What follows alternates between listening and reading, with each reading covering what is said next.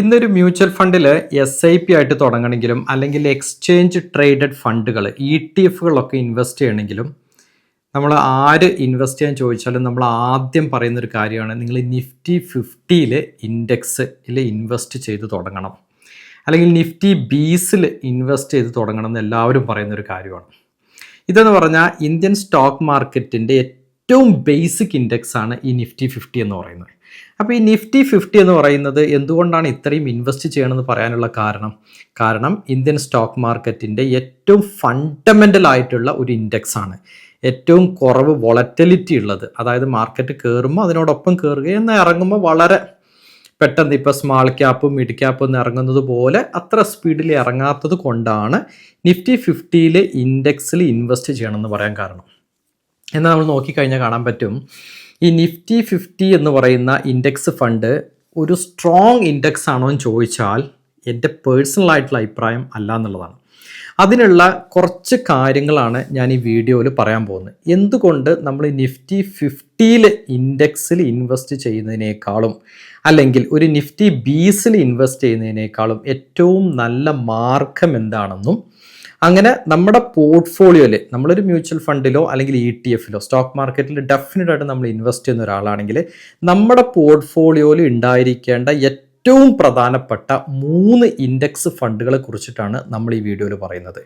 എല്ലാവർക്കും മറ്റൊരു ഇൻഫോർമേറ്റീവ് വീഡിയോയിലോട്ട് സ്വാഗതം. ഞാൻ നേരത്തെ പറഞ്ഞ പോലെ എന്താണ് ഈ നിഫ്റ്റി 50 ഇൻഡെക്സിൻ്റെ ഏറ്റവും പ്രധാനപ്പെട്ട പ്രോബ്ലം എന്ന് നോക്കാം. നിഫ്റ്റി 50 ഇൻഡെക്സിൽ നിങ്ങൾ സ്ക്രീനിൽ കാണുന്നത് പോലെ ഇതിൻ്റെ ഫിനാൻഷ്യൽ സർവീസ് സെക്ടറാണ് 36% മുകളിൽ നിൽക്കുന്നത്. ഈ 36% എന്ന് പറഞ്ഞത് നമ്മളിപ്പോൾ ഒരു 100 രൂപ ഇൻവെസ്റ്റ് ചെയ്താൽ, ഒരു എക്സാമ്പിൾ പറയുകയാണ്, 36 രൂപ പോകുന്നത് ഫിനാൻഷ്യൽ സെക്ടറുകളിലോട്ടാണ്. അതായത് ഫിനാൻഷ്യൽ എന്ന് പറയുമ്പോൾ ബാങ്കിൻ്റെ ഷെയറുകളിലോട്ടാണ് നമ്മൾ ഇൻവെസ്റ്റ്മെൻറ്റ് പോകുന്നത്. നിഫ്റ്റി ബീസ് വാങ്ങിക്കുമ്പോഴുള്ള പ്രോബ്ലമാണ്. എന്നാൽ ഇതിൽ ആദ്യത്തെ ഈ നിഫ്റ്റി 50 എന്ന് പറയുന്നത് നിങ്ങൾക്കറിയാം 50 സ്റ്റോക്കുകളുടെ ഒരു കൂട്ടമാണ്. അപ്പോൾ ഈ 50 സ്റ്റോക്കുകൾ, ആദ്യത്തെ 10 സ്റ്റോക്കുകൾ, പ്രധാനപ്പെട്ടിട്ടുള്ള 10 സ്റ്റോക്കുകൾ നമ്മൾ എടുത്തു കഴിഞ്ഞാൽ HDFC ബാങ്ക് ആണ് നമുക്ക് ഏറ്റവും കൂടുതൽ സ്റ്റേക്ക് കാണുന്നത്. ഇപ്പോൾ HDFC ബാങ്ക് എന്ന് പറയുമ്പോൾ HDFC ബാങ്ക് നിൽക്കുന്നത് നമ്മുടെ ഇൻഡെക്സിൽ നോക്കിക്കഴിഞ്ഞാൽ നിൽക്കുന്നത് 12.78, അതായത് 100 രൂപ നിങ്ങൾ കൊടുത്താൽ അതിൽ 12.78 രൂപ ഇൻവെസ്റ്റ് ചെയ്യുന്നത് HDFC ബാങ്കിലോട്ടാണ്. ആദ്യത്തെ ഒരു 10 കമ്പനികൾ എടുത്തു നോക്കി കഴിഞ്ഞാൽ, മേജർ ആയിട്ടുള്ള കമ്പനി എടുത്തു കഴിഞ്ഞാൽ 55.1% നിൽക്കുന്നത്. ആലോചിക്കണം, നിഫ്റ്റി 50 എന്ന് പറയുന്നത് 50 കമ്പനിയുടെ കൂട്ടാണ്. പക്ഷെ ആ 50 കമ്പനിയിൽ നിന്ന് എടുത്തു കഴിഞ്ഞാൽ ഏകദേശം ആദ്യത്തെ 10 കമ്പനിയിലാണ് 55% ഇൻവെസ്റ്റ്മെൻറ്റ് പോകുന്നതെന്ന് അർത്ഥം. ബാക്കി 45% ഉള്ളൂ. ബാക്കിയുള്ള 40%, അതായത് 40 കമ്പനികളിൽ പോകുന്നുള്ളൂ. അപ്പം നിഫ്റ്റി 50 എന്ന് പറയുന്ന വേൾഡിൽ ആദ്യത്തെ 10 കമ്പനിയിലാണ് നിങ്ങൾ 100 രൂപ ഇൻവെസ്റ്റ് ചെയ്താൽ 55 രൂപ പോകുന്നത്. ബാക്കിയുള്ള 45 രൂപ പോകുന്നത് ബാക്കിയുള്ള 40 കമ്പനിയിലാണ്. അപ്പം ഇങ്ങനെയുള്ള ഇൻഡെക്സ് വളരെ കോൺസെൻട്രേറ്റഡ് ആണെന്ന് പറയേണ്ടി വരും. കോൺസെൻട്രേറ്റഡ് എന്ന് പറഞ്ഞാൽ ഒരു പെർട്ടിക്കുലർ സെക്ടറിലാണ് ശരിക്കും പറഞ്ഞാൽ നിഫ്റ്റി 50 ഇൻഡെക്സ് ഇൻവെസ്റ്റ് ചെയ്യുന്നത്. ഏതാണ് ആ സെക്ടർ? നിങ്ങൾക്ക് തന്നെ ഇപ്പോൾ ആൻസർ അറിയാം. ആ സെക്ടർ എന്ന് പറയുന്നത് ഫിനാൻഷ്യൽ സെക്ടറാണ്. അപ്പോൾ ഈ ഫിനാൻഷ്യൽ സെക്ടറിൽ ഇത്രയധികം ഇൻവെസ്റ്റ് ചെയ്യുന്ന ഒരു ഇൻഡെക്സ് നല്ല ഇൻഡെക്സ് ആണോ? അല്ല എന്നാണ് ചുരുക്കം. ഞാനൊരു ചെറിയ എക്സാമ്പിൾ സഹിതം പറയാം. നിങ്ങളൊരു മ്യൂച്വൽ ഫണ്ടിൽ ഇൻവെസ്റ്റ് ചെയ്യുന്ന ഒരാളാണെങ്കിൽ ഒരു കാലത്ത് വൻ തരംഗമായി മാറിയിരുന്ന ഒരു മിഡ് ക്യാപ്പ് ഫണ്ടായിരുന്നു മോത്തിലാൽ ഓസ്വാളിൻ്റെ മിഡ് ക്യാപ്പ് ഫണ്ട്. അപ്പോൾ Motilal Oswal mid cap fund ഇപ്പോൾ 2023, 2024 നല്ല റിട്ടേൺ കൊടുത്ത ഫണ്ടാണ്. പക്ഷേ ഈ 2025 ബിയർ മാർക്കറ്റ് വന്ന സമയത്ത് മോത്തിലാൽ ഓസ്വാൾ ഫണ്ട് അത്രയും നല്ല റിട്ടേൺ കൊടുത്തില്ല. അതിന് പ്രധാന കാരണം എന്താണ്? അതിൻ്റെ സ്റ്റോക്ക്, അതായത് ആ മ്യൂച്വൽ ഫണ്ടിൻ്റെ ഉള്ളിൽ കയറിയിട്ട് നിങ്ങൾ അതിൻ്റെ സ്റ്റോക്ക് നോക്കിക്കഴിഞ്ഞാൽ കാണാൻ പറ്റും, വളരെ ലിമിറ്റഡ് സ്റ്റോക്കുകളേ ഉള്ളൂ. എന്നാൽ ചില സ്റ്റോക്കുകൾ വളരെ വലിയ പേഴ്സൻറ്റേജ് ഓഫ് അലോക്കേഷൻ കൊടുത്തിട്ടുണ്ട്. അപ്പോൾ വളരെ കോൺസെൻട്രേറ്റ് ചെയ്ത് ചെയ്യുന്ന ഇത്തരത്തിലുള്ള മ്യൂച്വൽ ഫണ്ടാണെങ്കിലും ഇത്തരത്തിലുള്ള ഇൻഡെക്സ് ഫണ്ടാണെങ്കിലും അതിൽ റിസ്ക് ഭയങ്കര കൂടുതലാണ്. കാരണം ആ ഒരു സെക്ടറിൽ ഇത്രയും അലോക്കേഷൻ വരുമ്പോൾ ആ സെക്ടർ പെർഫോം ചെയ്തില്ലെങ്കിൽ എന്ത് സംഭവിക്കും? മൊത്തത്തിൽ ആ ഇൻഡെക്സിൻ്റെ പെർഫോമൻസും കുറയും. അതുകൊണ്ട് നിഫ്റ്റി 50 എന്ന് പറയുന്നത് ഒരു നല്ല ഇൻഡെക്സ് ആണെന്ന് എനിക്ക് പേഴ്സണലി അഭിപ്രായമില്ല.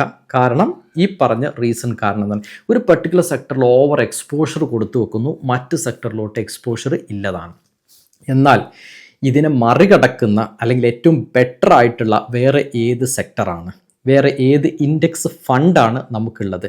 അതാണ് നമ്മൾ പറയുന്നത് നമ്മുടെ ആദ്യത്തെ ഇൻഡെക്സ് ഫണ്ട് എന്ന് പറയുന്നത് BSE സെക്ടർ ലീഡർ ഇൻഡെക്സ്. ഇത് പുതുതായിട്ട് വന്നിട്ടുള്ള ഒരു ഇൻഡെക്സ് ഫണ്ടാണ് BSE sector leader index fund. എന്താണ് ഈ ലീഡർ ഫണ്ടിന്റെ പ്രത്യേകതകൾ എന്നുള്ളത് നമുക്ക് ഓരോന്നായിട്ട് നോക്കാം. ഇത് BSE 500 ഇൻഡെക്സ്, അതായത് ആദ്യത്തെ 500 കമ്പനികളാണ് ഇത് ചൂസ് ചെയ്യുന്നത്. ആ 500 കമ്പനികളാണ് ഇൻവെസ്റ്റ് ചെയ്യുന്നത്. ഇനി ഇൻവെസ്റ്റ് ചെയ്യുമ്പോൾ ഇവർ ഫോളോ ചെയ്യുന്ന ഈ ഇൻഡെക്സ് ഫോളോ ചെയ്യുന്ന പ്രത്യേകത എന്താണ്? ഈ ഓരോ സെക്ടറുകളും നോക്കുന്ന സമയത്ത് IT ഉണ്ട്, ബാങ്ക് ഉണ്ട്, ഓട്ടോ ഉണ്ട്, ഇങ്ങനെ ഓരോ സെക്ടർ നോക്കുന്ന സമയത്തും ആ സെക്ടറിലുള്ള ടോപ്പായിട്ട് നിൽക്കുന്ന 3 കമ്പനികളായിരിക്കും ഇത് ചൂസ് ചെയ്യുന്നത്. അതായത് ഇപ്പോൾ ഞാൻ ഒരു എക്സാമ്പിളിന് വേണ്ടി മാത്രം പറയണം. ഇപ്പോൾ ബാങ്കിങ് സെക്ടർ എടുത്താൽ അതിൽ ഏറ്റവും ടോപ്പായിട്ട് നിൽക്കുന്ന ഒന്നാണ് HDFC ബാങ്ക്, ICICI ബാങ്ക്. അപ്പോൾ അതേപോലെ നമ്മൾ IT സെക്ടർ എടുത്താൽ അതിൽ ടോപ്പാണ് ഇപ്പോൾ TCS, ഇൻഫോസിസ്. അപ്പോൾ അതിൽ ഇൻവെസ്റ്റ് ചെയ്യും. ഇനി വേറെ ഒരു സെക്ടർ എടുക്കും, നമ്മൾ മെറ്റൽ സെക്ടർ, അതേപോലെ റിയാലിറ്റി സെക്ടർ, ഇങ്ങനെ ഓരോ സെക്ടർ എടുത്താൽ അതിൽ ഏറ്റവും ടോപ്പായിട്ട് നിൽക്കുന്ന 3 കമ്പനികൾ എടുക്കും. ആ 3 കമ്പനികളിൽ ഇൻവെസ്റ്റ് ചെയ്യും. അതാണ് top 3 ranked companies in the total market capitalisation. അതായത് ഓരോ സെക്ടറുള്ള 3 കമ്പനിയാണ് ഇത് തിരഞ്ഞെടുക്കുന്നതെന്ന് ചുരുക്കം. ഇനി ഇതിന് റീബാലൻസ് ചെയ്യും. അതായത് എല്ലാ സമയത്തും എല്ലാ കമ്പനിയും ടോപ്പ് ആവില്ലല്ലോ, മാറിക്കൊണ്ടിരിക്കും. അപ്പോൾ ഈ റീബാലൻസിങ് നടക്കുന്നത് ഓരോ ക്വാർട്ടർലി ബേസിസിലും, അതായത് മാർച്ച്, ജൂൺ, സെപ്റ്റംബർ, ഡിസംബറിൽ എന്ത് ചെയ്യും? ഇതിനെ റീബാലൻസ് ചെയ്യും എന്നുള്ളതാണ്. ഇനി ഇതിൻ്റെ വെയിറ്റേജ് നോക്കിക്കഴിഞ്ഞാൽ ഇതിൽ ഏറ്റവും അട്രാക്റ്റീവ് ആയിട്ടുള്ള കാര്യം എന്ന് പറഞ്ഞു കഴിഞ്ഞാൽ ഇതിനൊരു മാർക്കറ്റ് ക്യാപ്പ് സീലിംഗ് ഉണ്ട്. അതായത് ഒരു കമ്പനിയിൽ, ഒരു സ്റ്റോക്കിൽ ഇവർ 5% ഇൻവെസ്റ്റ് ചെയ്യുള്ളൂ, അതിൽ കൂടുതൽ ഇൻവെസ്റ്റ് ചെയ്യില്ല. നമ്മൾ നേരത്തെ കണ്ട നിഫ്റ്റി ബീസിൽ HDFC ബാങ്കിൽ മാത്രം 12% ഇൻവെസ്റ്റ് ചെയ്തു. അപ്പോൾ HDFC ബാങ്കിൽ നാളെ നല്ലൊരു ഫാൾ ഉണ്ടായാൽ നിഫ്റ്റി 50 വീഴും. കാരണം നിഫ്റ്റി 50യുടെ വലിയൊരു ഭാഗം അതാണ്. അതുകൊണ്ട് പക്ഷേ ഈ BSE സെക്ടർ ലീഡർ ഇൻഡെക്സ് ഫണ്ടിൽ സംഭവിക്കുന്ന ഒരു പ്രധാന കാരണം എന്താണ്? ഇതിൻ്റെ ക്യാപ്പ് എന്ന് പറയുന്നത് 5%. ആ 5% കൂടുതൽ ഒരു സ്റ്റോക്കിൽ ഇവർ ഇൻവെസ്റ്റ് ചെയ്യുന്നില്ല എന്ന് പറഞ്ഞാൽ ഇത് കോൺസെൻട്രേറ്റഡ് അല്ല, വളരെ നല്ല രീതിയിൽ ഡൈവേഴ്സിഫൈഡ് ആണ് എന്നർത്ഥം. ഇനി ഇതിൻ്റെ സെക്ടർ നമുക്ക് നിഫ്റ്റി 50 ആയിട്ട് ഒന്ന് കമ്പയർ ചെയ്ത് നോക്കാം. നോക്കുമ്പോൾ കൃത്യമായിട്ട് കാണാൻ പറ്റും. നമുക്കറിയാം, നേരത്തെ നമ്മൾ പറഞ്ഞ ഈ HDFC ബാങ്ക് നിൽക്കുന്നത് 12.78% ആണ് അതിൻ്റെ സ്റ്റോക്ക്. എന്നാൽ BSE സെക്ടർ ലീഡർ ഇൻഡെക്സ് ഫണ്ടിലോട്ട് വന്നു കഴിഞ്ഞാൽ ഇവിടെ നമുക്ക് കാണാൻ പറ്റും HDFCൻ്റെ സേക്ക് 5.3%. അതായത് ഈ ക്യാപ്പ് എന്ന് പറഞ്ഞാൽ 5% ആ ക്യാപ്പ്. സ്ലൈറ്റ്ലി ഒരു പ്ലസ് ഓർ മൈനസ് 0.5 മേലോട്ടോ താഴോട്ടോ വരാം, അത് അക്സെപ്റ്റബിൾ ആണ്. അപ്പോൾ 5.3%. ഇനി മിനിമം അലോക്കേഷൻ എന്ന് പറയുന്നത് 1%. അപ്പോൾ ഇവിടെ നോക്കിക്കഴിഞ്ഞാൽ ഇപ്പം ഇവിടെ നിൽക്കുന്ന റിലയൻസ് ഇൻഡസ്ട്രീസ് നോക്കിക്കഴിഞ്ഞാൽ 8.53 ഓവർ എക്സ്പോഷറാണ് കൊടുത്തിട്ടുള്ളത്. എന്നാൽ ഇവിടുത്തെ റിലയൻസ് ഇൻഡസ്ട്രീസ് നോക്കിക്കഴിഞ്ഞാൽ 4.9%. അപ്പം 5.5 അതിൽ കൂടുതൽ ഒരു സ്റ്റോക്കിലോട്ട് ഇവർ കൊടുക്കുന്നില്ല. എന്നാൽ എല്ലാ സെക്ടർ കവറേജ് ചെയ്യും, എല്ലാ സെക്ടറിലെ ടോപ്പ് 3 ഫണ്ടുകൾ കൊണ്ടുവരും. അപ്പോൾ എന്തുകൊണ്ടും ഒരു നിഫ്റ്റി 50 ഇൻഡെക്സിൽ അല്ലെങ്കിൽ നിഫ്റ്റി ബീസ് വാങ്ങിക്കുന്ന ഒരാൾക്ക് ചിന്തിക്കാൻ പറ്റുന്ന ഒരു ബെസ്റ്റ് ഓപ്ഷൻ തന്നെയാണ് എന്ത്? BSE ലീഡർ ഇൻഡെക്സ് ഫണ്ട് എന്ന് പറയുന്നത്. ഇത് മാത്രമാണോ ഇതിന്റെ പ്രത്യേകതകൾ? നിഫ്റ്റി 50ൽ നമുക്കറിയാം ഫിനാൻഷ്യൽ സെക്ടറിൽ നമ്മൾ പറഞ്ഞു 36.4% ഫിനാൻഷ്യൽ സെക്ടറിലുള്ള എക്സ്പോഷർ. എന്നാൽ ഇവിടെ ഫിനാൻഷ്യൽ സെക്ടറിൽ 13.8, ഇൻഫർമേഷൻ ടെക്നോളജി IT സെക്ടറിൽ 8.9, ടെലകോമിൽ 7.2, ഓയിൽ ആൻഡ് ഗ്യാസിൽ 8.9, FMCGയിൽ 7.3. നിങ്ങൾ നോക്കിക്കഴിഞ്ഞാൽ നിങ്ങൾക്ക് കാണാൻ പറ്റും ഇതിൽ ഓരോ സെക്ടർ, ഇത് ഞാൻ കുറച്ച് സെക്ടർ മാത്രം എടുത്ത് ഇവിടെ കാണിച്ചു എന്നുള്ളൂ. പക്ഷെ ഓരോ സെക്ടർ എടുത്ത് നോക്കിയാലും ആ സെക്ടറിൽ കൊടുത്തിരിക്കുന്നത് ഓവറായിട്ട് ഒരു 15-20% ഒരു സെക്ടറിൽ കൊടുത്തിട്ടില്ല. എല്ലാത്തിലും ഒരു 7 തൊട്ട് 13-12% വരെയുടെ ഓരോ സെക്ടറിലും കിടക്കുന്ന ഓൾമോസ്റ്റ് ബാലൻസ്ഡ് ആണ്. പക്ഷെ മേലുള്ള നിഫ്റ്റി 50 നോക്കിയാലോ, ഫിനാൻഷ്യലിൽ 36, അപ്പുറത്ത് പോയിട്ട് ഇൻഡസ്ട്രിയൽ നോക്കിക്കഴിഞ്ഞാൽ എത്രയുള്ളത്? വെറും 5.79, ഇൻഫർമേഷൻ ടെക്നോളജി 10.15. അപ്പോൾ ഫിനാൻഷ്യലിലാണ് 36% കിടക്കുന്നത്. അപ്പോൾ ഇങ്ങനെയുള്ള ഒരു പോർട്ട്ഫോളിയോ എന്ന് പറയുന്നത് ഒരിക്കലും ഒരു നല്ല പോർട്ട്ഫോളിയോ അല്ല. നമുക്ക് എല്ലാത്തിലും ഒരു ബാലൻസ് നമുക്ക് കൊണ്ടുവരാൻ പറ്റണം. അതുകൊണ്ടാണ് ഈ BSE leader India index fund Nifty 50നേക്കാളും അട്രാക്റ്റീവായി മാറുന്നത്. എന്തൊക്കെ കാര്യം പറഞ്ഞാലും അവസാനം നിങ്ങളായാലും ഞാനായാലും വിചാരിക്കുന്ന ഒരു കാര്യമാണ് ഇതിൻ്റെ റിട്ടേൺ എന്താണ്. റിട്ടേൺ നോക്കിയാലും ഈ ഇൻഡെക്സ് കഴിഞ്ഞ വർഷങ്ങൾ കൊടുത്തിട്ടുള്ള ഇൻഡെക്സ്, അതായത് 1 ഇയർ, 3 ഇയർ, 5 ഇയർ, 10 ഇയേഴ്സിലെല്ലാം കൊടുത്തിട്ടുള്ള റിട്ടേൺ എന്ന് കഴിഞ്ഞാൽ എന്തുകൊണ്ടും നിഫ്റ്റി 50നേക്കാളും മുകളിലാണെന്ന് കാണാൻ പറ്റും. നമുക്ക് നോക്കാം. BSE സെൻസെക്സ് നമുക്കറിയാം, പണ്ടൊക്കെ സെൻസെക്സിൽ ആൾക്കാർ പറയുന്നത്, ഇന്നിപ്പോൾ നിഫ്റ്റി 50ലും പറയും. രണ്ടും ഇന്ത്യയുടെ ബേസിക് ഇൻഡെക്സ് ആണ്. ഒരു വർഷം 7% കൊടുത്ത സമയത്ത് BSE സെക്ടർ ഇന്ത്യ 4.3% ആണ്. കുറവാണ് ഒരു വർഷം നോക്കുമ്പോൾ. പക്ഷെ 3 വർഷം നോക്കുമ്പോൾ നമുക്ക് കാണാൻ പറ്റുന്ന എന്താണ്, ഇത് 17.9% റിട്ടേൺ കൊടുത്ത സമയത്ത് 17.9% റിട്ടേൺ കൊടുത്ത സമയത്ത് BSE സെൻസെക്സ് കൊടുത്തത് എത്രയാണ്? ഈ പറയുന്നത് പോലെ 22% റിട്ടേൺ ആണ് അത് കൊടുത്തത്. 22.5% റിട്ടേൺ കൊടുത്തു. എന്നാൽ അതേ സമയത്തിലോട്ട് വരുന്ന 5 വർഷം നോക്കണം, 20.6% റിട്ടേൺ കൊടുത്ത സമയത്ത് BSE കൊടുത്തത് 25.3%. അപ്പൊ ഈ രണ്ട് സെക്ടറിലും 3 ഇയേഴ്സിൽ എടുത്താലും BSE ആണ് ടോപ്പ്, 5 ഇയേഴ്സ് എടുത്താലും BSE ഇന്ത്യ ടോപ്പ്. ഇനി നമ്മൾ 10 ഇയേഴ്സ് നോക്കുന്നു, 10 ഇയേഴ്സിൽ 13.1% BSE സെൻസെക്സ് കൊടുത്തപ്പോൾ ഇത് 15.1 ആണ്. അതായത് ഒരു ലോങ് ടേമിലോട്ട് നമ്മളൊരു 3 വർഷം 5 വർഷമൊക്കെ റിട്ടേൺ ആ ഒരു ആസ്പെക്റ്റിൽ നോക്കിയാൽ പോലും നിഫ്റ്റിനേക്കാളും എന്തുകൊണ്ടും BSE ലീഡർ സെൻസെക്സ് ഫണ്ട് എന്ന് പറയുന്നത് ടോപ്പിലാണ്. ഇനി ഇതേ കമ്പാരിസൺ നമ്മൾ ഇതിന്റെ ഇൻഡെക്സ് ആയിട്ടുള്ള BSE ഇൻഡെക്സുമായിട്ട് നമുക്കൊന്ന് കമ്പയർ ചെയ്ത് നോക്കാം. BSE ഇൻഡെക്സ് ആളുടെ മുകളിൽ നിൽക്കുന്ന BSE 500 അതുമായിട്ട് കമ്പയർ ചെയ്താൽ പോലും BSE sector leader index fund അതിനേക്കാൾ മുകളിലാണ് എന്ന് തന്നെയാണ് കാണാൻ പറ്റുന്നത്. അപ്പൊ എന്തുകൊണ്ടും ഒരു 500 BSE 500 അല്ലെങ്കിൽ നിഫ്റ്റി 500ഉം അല്ലെങ്കിൽ ഒരു നിഫ്റ്റി 50 എടുത്തു കഴിഞ്ഞാലും സെക്ടർ ലീഡർ ഇൻഡെക്സ് ഫണ്ട് ഇതിനെല്ലാത്തിനെയും 3 ഇയേഴ്സ് 5 ഇയേഴ്സ് 10 ഇയർ ടൈം ഫ്രെയിമിൽ ഈ ഇൻഡെക്സിന്റെ റിട്ടേണിനെ ബീറ്റ് ചെയ്തിട്ടുണ്ട്, അതിനേക്കാൾ മുകളിലാണ് എന്ന് കാണാൻ പറ്റും. ഇനി നമ്മുടെ രണ്ടാമത്തെ ഇൻഡെക്സ് ഫണ്ട് എന്ന് പറയുന്നത് ഗോൾഡ് ഫണ്ടാണ്. എന്തുകൊണ്ടാണ് ഞാൻ ഗോൾഡിൽ ഇൻവെസ്റ്റ് ചെയ്യണമെന്ന് ഞാൻ പേഴ്സണലി പറയാൻ കാരണം, നിങ്ങൾ ഈ വീഡിയോയുടെ തമ്പനയിൽ എടുത്തപ്പോഴേ നിങ്ങൾ കണ്ടു 3 index fund, 3 best index fund for the life time. നമുക്ക് ഈ 3 ഇൻഡെക്സ് ഫണ്ടുകൾ ഉണ്ടായാൽ തന്നെ ഓൾമോസ്റ്റ് നമ്മുടെ സ്റ്റോക്ക് മാർക്കറ്റിലുള്ള ഇൻവെസ്റ്റ്മെന്റ് ഫുൾഫിൽഡ് ആണെന്ന് പറയാൻ പറ്റും. എന്തിനാണ് നമ്മൾ ഗോൾഡിൽ ഇൻവെസ്റ്റ് ചെയ്യേണ്ടത്? ഗോൾഡ് എന്ന് പറയുന്നത് എപ്പോഴും മാർക്കറ്റിനെ ഹെഡ്ജ് ചെയ്യുന്ന ഒരു ഫണ്ടാണ്.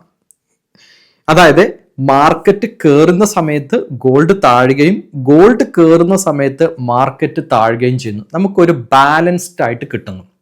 സാധാരണഗതിയിൽ ഈ ഇൻവെസ്റ്റ്മെന്റ് ഇൻസ്റ്റിറ്റ്യൂഷൻസ് ചെയ്യുന്ന ഒരു സംഭവമാണ്, ഗോൾഡ് ഇടിയുമ്പോൾ ഗോൾഡിലോട്ട് പണം ഇൻവെസ്റ്റ് ചെയ്യും, ഗോൾഡ് കയറുമ്പോൾ ഗോൾഡിൽ നിന്ന് എന്ത് ചെയ്യും, ഇക്വിറ്റിയിലോട്ട് മാറ്റും. ഇക്വിറ്റി കയറുമ്പോൾ ഇക്വിറ്റിയിൽ നിന്ന് ഗോൾഡിലോട്ടും ട്രാൻസ്ഫർ നടത്തും. അപ്പോൾ ഗോൾഡ് ആൻഡ് ഇക്വിറ്റി എന്ന് പറയുന്ന ഓൾമോസ്റ്റ് ഇൻവേഴ്സ്ലി പ്രൊപ്പോർഷണൽ ആണ്. ഒന്ന് കയറുമ്പോൾ മറ്റത് ഇങ്ങനെ ഇറങ്ങുന്നത് പോലെയാണ് എന്ന് ചുരുക്കം.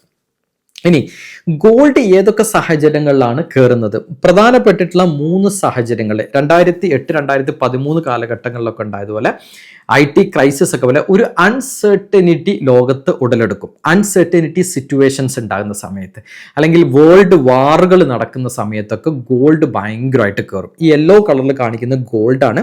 അപ്പോൾ ഗോൾഡ് കയറും. ഗോൾഡ് കയറുന്ന സമയത്ത് നമ്മൾ എന്ത് ബൈ ചെയ്യണം? ഇക്വിറ്റി നമ്മൾ ബൈ ചെയ്യണം. അതായത് ഗോൾഡ് കയറുന്ന സമയത്ത് നമ്മൾ ബൈ ചെയ്യേണ്ട എന്താണ്? ഇക്വിറ്റിയാണ് നമ്മൾ ബൈ ചെയ്യേണ്ടത്. സ്റ്റോക്ക് മാർക്കറ്റിലെ മ്യൂച്വൽ ഫണ്ട് ETF-കളാണ് നമ്മൾ ബൈ ചെയ്യേണ്ടതെന്ന് അർത്ഥം. ഇനി നല്ല ഗ്രോത്ത് ഫേസ് വരും. ഇപ്പോൾ 2014-19 കാലഘട്ടം, ഈ 22-23 കാലഘട്ടത്തിലൊക്കെ ഗോൾഡിനേക്കാൾ കൂടുതൽ ഔട്ട് പെർഫോം ചെയ്തത് ഇന്ത്യൻ ഇക്വിറ്റി മാർക്കറ്റാണ്. അങ്ങനെ വരുന്ന സമയത്ത് നമ്മൾ എന്ത് പർച്ചേസ് ചെയ്യണം? ആ സമയത്ത് നമ്മൾ പർച്ചേസ് ചെയ്യേണ്ടത് ഗോൾഡാണ് നമ്മൾ ആ സമയത്ത് വാങ്ങിക്കേണ്ടത്. ഇനി പാൻഡമിക് സിറ്റുവേഷൻസ് വരും. ഇപ്പോൾ ഫോർ എക്സാമ്പിൾ നമുക്കറിയാം റീസെൻ്റ്ലി നടന്ന നമ്മുടെ കോവിഡ് സിറ്റുവേഷൻസ്. അപ്പോൾ കോവിഡ് ഒക്കെ വരുന്ന സമയത്ത് ഇന്ത്യൻ സ്റ്റോക്ക് മാർക്കറ്റ് വളരെ നന്നായിട്ട് 30-40% വീണ സമയത്ത് അവിടെ പിടിച്ചു നിന്ന ഒരു അസറ്റ് ക്ലാസ് എന്ന് പറയുന്നത് ഗോൾഡാണ്. അപ്പോൾ ആ സമയത്ത് ഗോൾഡിലല്ല നമ്മൾ ഇൻവെസ്റ്റ് ചെയ്യേണ്ടത്, മറിച്ച് എന്തിലാണ് ഇൻവെസ്റ്റ് ചെയ്യേണ്ടത്? ഇക്വിറ്റിയിലാണ്. സിമ്പിൾ ലോജിക്കാണ്, ഒരു കോംപ്ലിക്കേഷൻസും ഇല്ല. ഏതാണോ അണ്ടർ പെർഫോം ചെയ്തുകൊണ്ടിരിക്കുന്നത് അതിനകത്തോട്ട് ഇൻവെസ്റ്റ് ചെയ്യുകയും ഏതാണോ ഓവർ പെർഫോമൻസ് കാണിക്കുന്നത് അതിൽ നിന്ന് ഇൻവെസ്റ്റ്മെന്റ് ഗ്രാജുവലി കുറയ്ക്കുകയും ചെയ്യണം. ഞാൻ നമ്മുടെ ചാനൽ തന്നെ നിങ്ങൾക്ക് പോയി നോക്കി കാണാൻ പറ്റും. ഞാൻ സ്മാർട്ട് SIP കുറിച്ചിട്ടുള്ള ഒരു വീഡിയോ ചെയ്തിരുന്നു.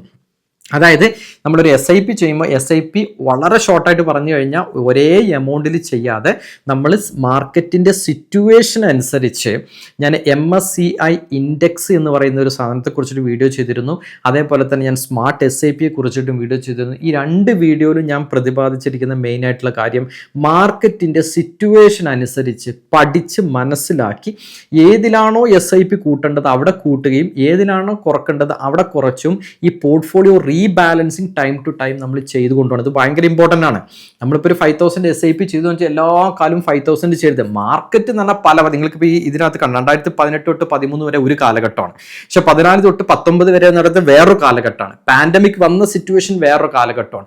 അപ്പോൾ ഈ സമയത്തൊക്കെ ശരിക്കും ഇപ്പോൾ പാൻഡമിക് ഇപ്പോൾ നമ്മുടെ കോവിഡ് വന്ന സമയത്തൊക്കെ ഇക്വിറ്റിയിൽ നമ്മൾ ഇൻവെസ്റ്റ്മെന്റ് കൂട്ടണം, ഗോൾഡിൽ നമ്മൾ കുറക്കണം.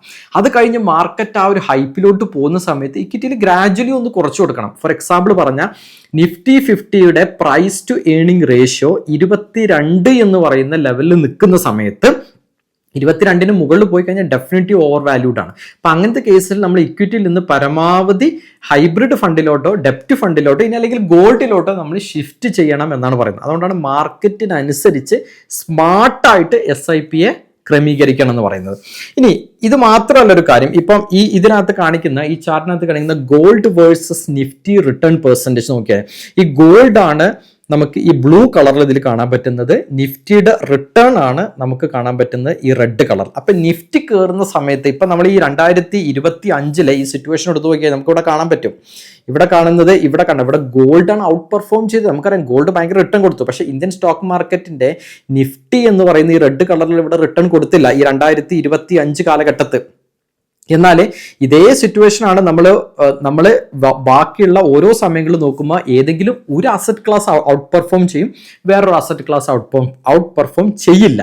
അപ്പം നമ്മുടെ പോർട്ട്ഫോളിയോയിൽ രണ്ടും ഒരു ബാലൻസ് രീതിയിൽ കൊണ്ടുപോയാലാണ് നമുക്ക് ഇതിനകത്ത് നല്ല റിട്ടേൺ, രണ്ടിനും കൂടി ഒരു ബാലൻസ്ഡ് റിട്ടേൺ നമുക്ക് കൊണ്ടുവരാൻ പറ്റുള്ളൂ. ഇങ്ങനെ കൊണ്ടുവന്നാൽ ഒന്ന് ബാഡ് പെർഫോം ചെയ്താലും മറ്റേ നല്ല പെർഫോമൻസിൽ നിൽക്കുമ്പോൾ നമുക്ക് ഓവറോൾ റിട്ടേൺ കിട്ടും എന്നുള്ളതാണ്. അതുകൊണ്ടാണ് ഗോൾഡ് നമ്മുടെ മ്യൂച്വൽ ഫണ്ടിന്റെ പോർട്ട്ഫോളിയോയിൽ അല്ലെങ്കിൽ ETF-ന്റെ പോർട്ട്ഫോളിയോയിൽ ഉണ്ടായിരിക്കേണ്ട ഒരു ഒഴിവാക്കാൻ പറ്റാത്ത നമ്മുടെ ലൈഫിൽ നമുക്ക് ഒഴിവാക്കാൻ പറ്റാത്ത ഒരു അസറ്റ് ക്ലാസ് ആണെന്നുള്ളതാണ്. ഇനി കാഗർ റിട്ടേൺ ബേസിൽ നോക്കിക്കഴിഞ്ഞാൽ ഗോൾഡിന്റെ കാഗർ റിട്ടേൺ ലാസ്റ്റ് 5 വർഷം ഗോൾഡ് കൊടുത്ത് 25 ആണ്.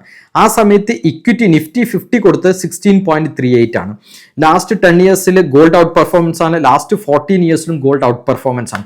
ഗോൾഡ് ഔട്ട് പെർഫോമൻസ് ആണെന്ന് വിചാരിച്ച് എല്ലാം ഗോൾഡിൽ ഇൻവെസ്റ്റ് ചെയ്യാന്നല്ല, ഗോൾഡ് ചില വർഷങ്ങൾ അണ്ടർ പെർഫോമൻസും വരും.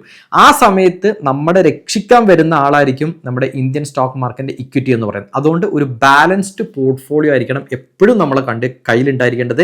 എല്ലാ കിട്ടുന്ന ക്യാഷും കൊണ്ട് ഒരൊറ്റ മ്യൂച്വൽ ഫണ്ടിലോ അല്ലെങ്കിൽ രണ്ടാമതൊരു മ്യൂച്വൽ ഫണ്ടിലോ അല്ലെങ്കിൽ ഒറ്റ അസറ്റ് ക്ലാസ്സിലോ അല്ല നമ്മൾ ഇൻവെസ്റ്റ് ചെയ്യേണ്ടത്, സ്പ്ലിറ്റ് ആയിട്ട് ഇൻവെസ്റ്റ് ചെയ്യാം.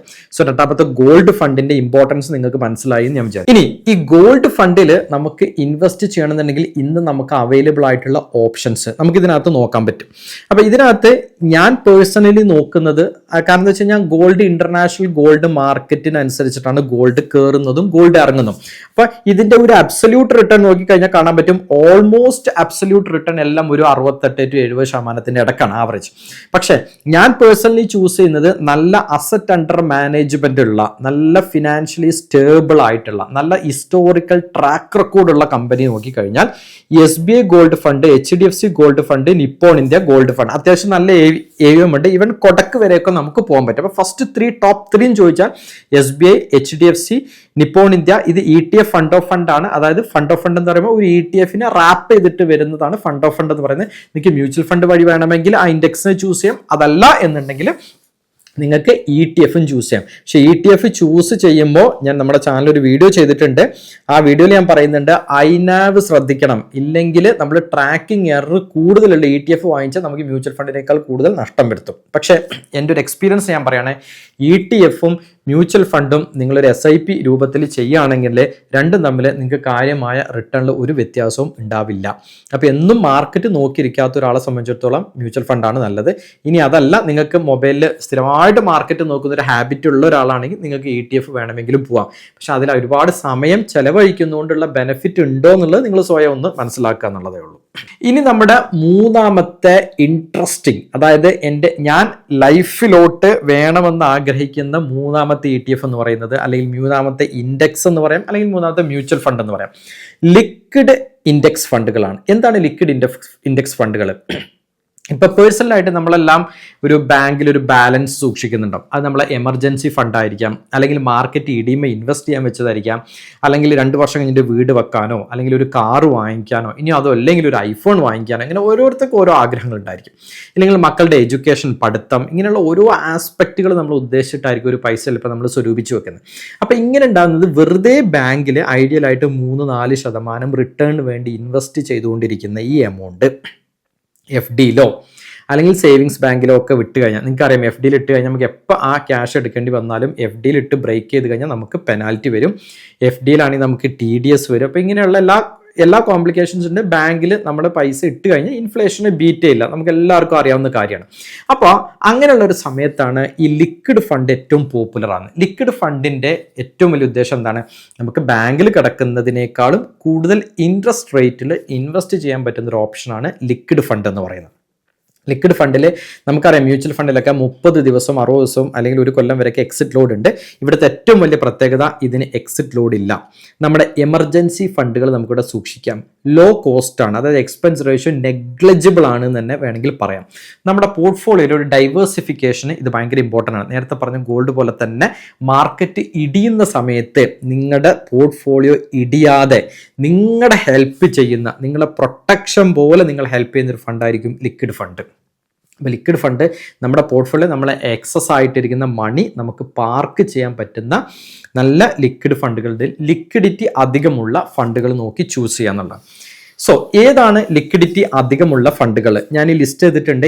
AUMൻ്റെ അണ്ടറിൽ, അതായത് അസറ്റ് അണ്ടർ മാനേജ്മെന്റ് രീതിയിൽ ഞാൻ സോർട്ട് ചെയ്താണ്.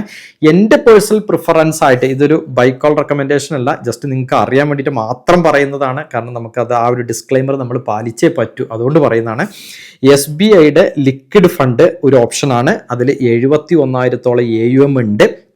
എക്സ്പെൻസ് റേഷ്യോ നോക്കിക്കഴിഞ്ഞാൽ നിങ്ങൾക്ക് കാണാൻ പറ്റും ഒന്നും വലിയ എക്സ്പെൻസ് റേഷ്യോസ് ഇല്ല. അപ്പോൾ അതുകൊണ്ട് നമ്മൾ അതിൽ വലിയ എന്താ പറയുക കടുംപിടുത്തം പിടിക്കേണ്ട ആവശ്യമില്ല.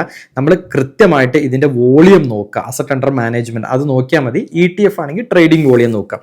ഇപ്പോൾ HDFC ലിക്വിഡ് ഫണ്ട് അത്യാവശ്യം 61,000 കോടിയോളം ഉണ്ട്. Aditya Birla, ICICI Prudential. അപ്പോൾ ഈ ആദ്യത്തെ ഒരു 4 എണ്ണം നിങ്ങൾക്ക് പേഴ്സണലായിട്ട് ഇൻവെസ്റ്റ് ചെയ്യാനൊക്കെ, നിങ്ങൾ ലിക്വിഡ് ഫണ്ടിൽ എക്സ്പോഷർ എടുത്തിട്ടില്ലെങ്കിൽ നിങ്ങൾക്ക് കൺസിഡർ ചെയ്യാൻ പറ്റുന്ന ചില ഓപ്ഷൻസ് ആണ്. അപ്പോൾ നമ്മൾ 3 ഫണ്ടുകളെ കുറിച്ചിട്ട് നമ്മൾ ഈ വീഡിയോയിൽ പറഞ്ഞു. ഒന്ന് BSE sector leader index fund, രണ്ടാമത് വരുന്നത് ഈ പറഞ്ഞ പോലെ ഗോൾഡ് ഫണ്ട്, മൂന്നാമത് വരുന്നത് ലിക്വിഡ് ഫണ്ട്. ഈ 3 ആസ്പെക്റ്റുകളെയാണ് നമ്മുടെ ഇൻവെസ്റ്റ്മെൻറ്റ് ജേർണിയിൽ നമ്മൾ ഫോക്കസ് ചെയ്യുന്നത്. നിങ്ങൾക്ക് മനസ്സിലായി. ഈ വീഡിയോ കണ്ടതിലൂടെ എന്താണ് ഈ ഇൻഡെക്സ് എന്നും ഈ ഇൻഡെക്സിൽ ഇൻവെസ്റ്റ് ചെയ്യുന്നതുകൊണ്ടുള്ള ഗുണങ്ങൾ നിങ്ങൾക്ക് മനസ്സിലായി എന്ന് വിചാരിക്കുന്നു. നമുക്ക് അടുത്ത ആഴ്ചകളിൽ മറ്റു വീഡിയോസുമായിട്ട് വീണ്ടും കാണാം. നിങ്ങൾക്ക് എന്തെങ്കിലും സംശയങ്ങളോ സപ്പോർട്ടോ കാര്യങ്ങളോ ആവശ്യമുണ്ടെങ്കിൽ വാട്സപ്പിൽ കോൺടാക്റ്റുള്ള നമ്പറും ആവശ്യമായ ലിങ്കുകളെല്ലാം വീഡിയോ ഡിസ്ക്രിപ്ഷനിൽ കൊടുത്തിട്ടുണ്ട്. യൂട്യൂബ് കമ്മ്യൂണിറ്റിയിൽ ജോയിൻ ചെയ്യാൻ താല്പര്യമുണ്ടെങ്കിൽ നിങ്ങൾക്ക് ജോയിൻ ബട്ടൺ സെർച്ച് ചെയ്യാവുന്നതാണ്. സോ നിങ്ങൾക്ക് ചെക്ക് ചെയ്ത് നോക്കിയിട്ട് നിങ്ങൾക്ക് താല്പര്യമുള്ളത് യൂസ് ചെയ്യാം. നമുക്ക് അടുത്ത ആഴ്ച മറ്റു വീഡിയോസുമായിട്ടും കാണാം. എല്ലാവർക്കും വീഡിയോ കണ്ടതിന് ഒരുപാട് താങ്ക്സ്.